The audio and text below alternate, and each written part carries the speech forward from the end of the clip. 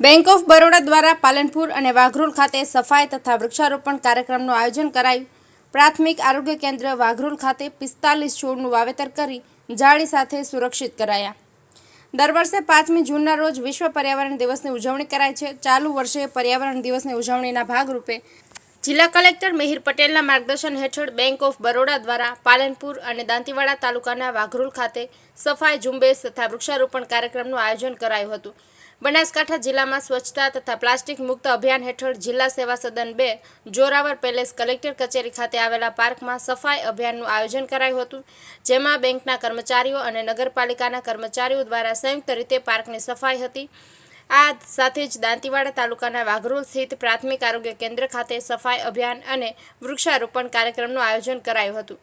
પ્રાથમિક આરોગ્ય કેન્દ્ર ખાતે 45 છોડનું વાવેતર કરી જાળી લગાવીને સુરક્ષિત કરાયા હતા। આ સફાઈ ઝુંબેશમાં બેંક ઓફ બરોડાના regional head Shri Jagdish Maharchandani, lead bank manager Shri Hemant Gandhi, doctor PR Meena સહિત બેંક ઓફ બરોડાના અધિકારીઓ અને કર્મચારીઓ ઉપસ્થિત રહ્યા હતા।